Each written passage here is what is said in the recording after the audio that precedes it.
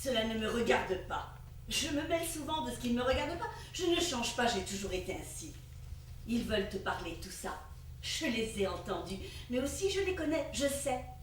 Comment est-ce que je ne saurais pas? Je n'aurais pas entendu. Je pourrais plus simplement deviner, je devinerais de moi-même, cela reviendrait au même. Ils veulent te parler. Ils ont su que tu revenais et ils ont pensé qu'ils pourraient te parler. Un certain nombre de choses à te dire depuis longtemps et la possibilité enfin. Ils voudront t'expliquer, mais ils t'expliqueront mal, car ils ne te connaissent pas, ou mal. Suzanne ne sait pas qui tu es. Ce n'est pas connaître cela, c'est imaginer. Toujours, elle imagine et ne sait rien de la réalité. Et lui, Antoine c'est différent.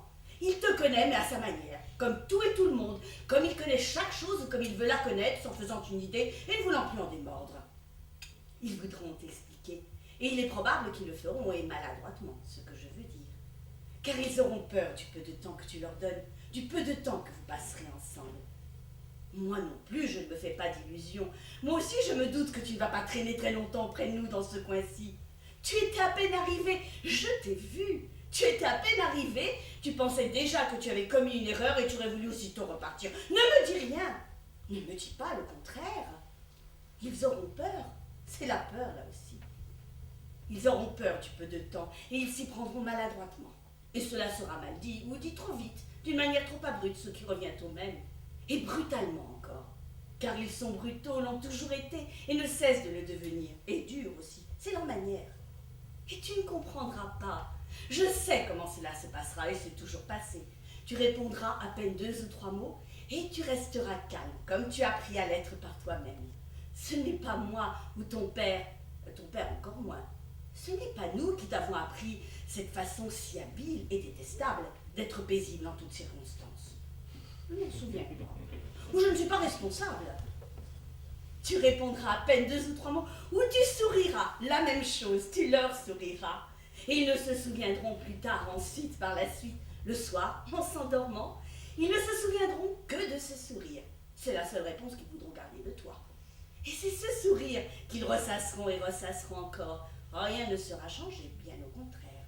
Ce sourire aura aggravé les choses entre vous. Ce sera comme la trace du mépris, la pire des plaies.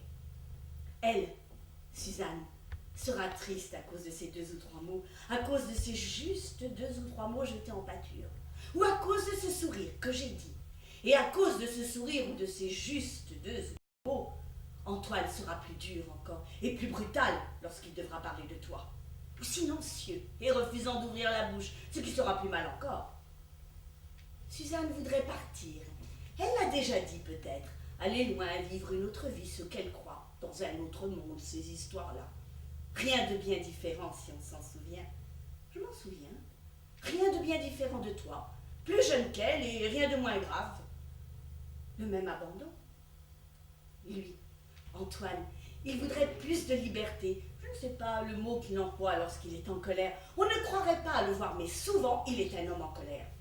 Il voudrait pouvoir vivre autrement avec sa femme et ses enfants et ne plus rien devoir. Autre idée qui lui tient à cœur et qu'il répète, ne plus rien devoir. À qui, à quoi? Je ne sais pas. C'est une phrase qu'il dit parfois de temps à autre. Ne plus rien devoir. Bon, je l'écoute, tout ça, et rien de plus. Et c'est à toi qu'ils veulent demander cela. C'est à toi qu'ils semblent vouloir demander l'autorisation. C'est une idée étrange. Et tu te dis que tu ne comprends pas, que tu ne leur dois rien, qu'ils ne te doivent rien, et qu'ils peuvent faire ce qu'ils veulent de leur vie. Cela, d'une certaine manière, ce n'est pas te faire injure. Cela t'est bien égal et ne te concerne pas. Tu n'as peut-être pas tort. Il y a trop de temps passé, toute l'histoire vient de là. Tu ne voulus jamais être responsable, et on ne saurait jamais t'y obliger.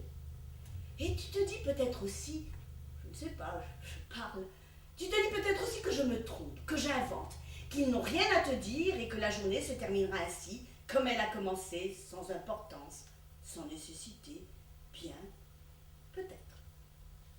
Ce qu'ils veulent, ce qu'ils voudraient, c'est que tu les encourages, peut-être. Est-ce qu'ils ne manquèrent pas toujours de ça, qu'on les encourage? Que tu les encourages, que tu les autorises ou que tu leur interdises de faire telle ou telle chose, que tu leur dises.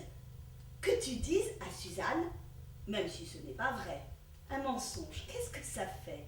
Juste une promesse qu'on fait en sachant par avance qu'on ne la tiendra pas. Que tu dises à Suzanne de venir parfois 2 ou 3 fois l'an te rendre visite. Qu'elle pourrait te rendre visite si l'envie lui vient, si l'envie la prenait, qu'elle pourrait aller là où tu vis maintenant. Nous ne savons pas où tu vis. Qu'elle peut bouger et partir et revenir encore et que tu t'y intéresses. Non que tu parais t'y intéresser, mais que tu t'y intéresses, que tu t'en soucies. Que tu lui donnes à lui, Antoine, le sentiment qu'il n'est plus responsable de nous, d'elle ou de moi. Il ne l'a jamais été, je sais cela mieux que quiconque. Mais il a toujours cru qu'il l'était, il a toujours voulu le croire, et c'était toujours ainsi toutes ces années. Il se voulait responsable de moi et responsable de Suzanne, et rien ne lui semble. Un devoir, une douleur aussi, et une sorte de crime pour un rôle qui n'est pas le sien. Que tu lui donnes le sentiment, l'illusion, que tu lui donnes l'illusion qu'il pourrait à son tour, à son heure, m'abandonner. Commettre une lâcheté comme celle-là. À ses yeux, j'en suis certaine, c'en est une. Qu'il aurait le droit, qu'il en est capable. Il ne le fera pas. Il se construira d'autres embûches où il se l'interdira pour des raisons plus secrètes encore. Mais il aimerait l'imaginer, tellement l'imaginer, oser l'imaginer. C'est un garçon qui imagine si peu. Cela me fait souffrir. Il voudrait tous les deux que tu sois plus là, plus présent, plus souvent présent. Qu'il puisse te joindre, t'appeler, se quereller avec toi et se réconcilier. Et perdre le respect, ce fameux respect obligé pour les frères aînés, absents ou étranges. Tu serais un peu responsable. Et il deviendra à leur tour, et j'en aurai le droit et pourrais t'en abuser. Ils deviendraient à leur tour, enfin, des tricheurs à part entière. Petit sourire? Juste ces 2 ou 3 mots? Non, juste le petit sourire. J'écoutais. C'est ce que je dis. Quel âge as-tu? Quel âge est-ce que tu as aujourd'hui? Moi? Tu demandes? J'ai 34 ans. 34 années. Pour moi aussi, cela fait 34 années. Je ne me rends pas compte. C'est beaucoup de temps. C'est l'après-midi. Toujours été ainsi. Le repas dure plus longtemps.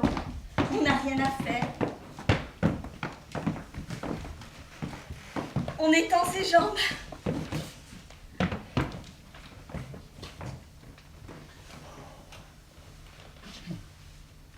C'est que tout va bien et que tu aurais eu tort, en effet, de t'inquiéter.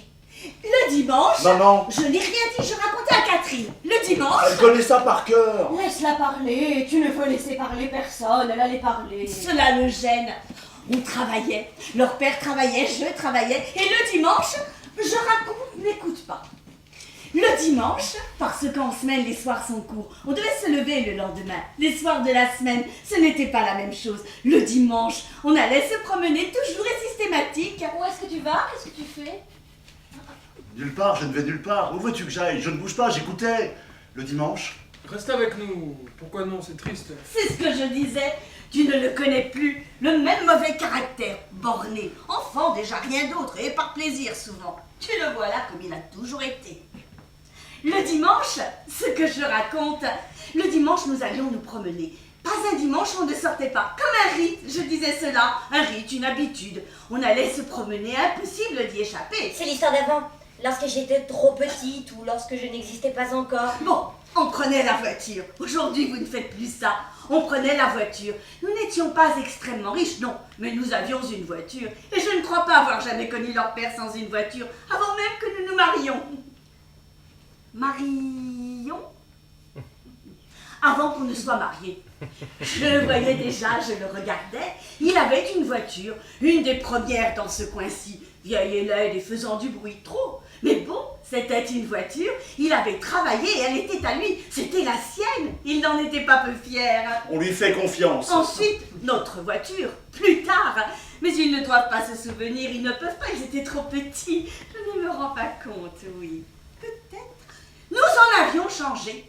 Notre voiture était longue, plutôt allongée, aérodynamique et noire. Parce que noir, il disait cela, ses idées. Noir, cela serait plus chic. Son mot. Mais bien plutôt parce qu'en fait, il n'en avait pas trouvé d'autre. Rouge, je le connais, rouge. Voilà, je crois, ce qu'il aurait préféré. Le matin du dimanche, il la lavait, il l'astiquait, un maniaque. Cela lui prenait 2 heures. Et l'après-midi, après avoir mangé, on partait. Toujours été ainsi, je ne sais pas. Plusieurs années, belles et longues années. tous les dimanches, comme une tradition, pas de vacances, non, mais tous les dimanches, qu'il neige, qu'il vente, il disait les choses comme ça, des phrases pour chaque situation de l'existence, qu'il pleuve, qu'il neige, qu'il vente, tous les dimanches, on allait se promener. Quelquefois aussi, le premier dimanche de mai, je ne sais plus pourquoi, une fête peut-être, le premier dimanche après le 8 mars, qui est la date de mon anniversaire, là, et lorsque le 8 mars tombait un dimanche, bon, et encore, le premier dimanche des congés d'été, on disait qu'on partait en vacances, on klaxonnait, et le soir en rentrant, on disait que tout compte fait, on était mieux à la maison. Des âneries. Et aussi, un peu avant la rentrée des classes, l'inverse là, comme si on rentrait de vacances, toujours les mêmes histoires. Quelquefois, ce que j'essaie de dire, nous allions au restaurant, toujours les mêmes restaurants, pas très loin. Et les patrons nous connaissaient, et on y mangeait toujours les mêmes choses, les spécialités et les saisons, la friture de carpe ou des grenouilles à la crème. Mais ceux-là n'aiment pas ça. Après, ils eurent 13 et 14 ans. Suzanne était petite, ils ne s'aimaient pas beaucoup, ils se chamaillaient toujours. Ça mettait leur père en colère. Ce furent les dernières fois et plus rien n'était pareil. Je ne sais pas pourquoi je raconte ça. Je me tais.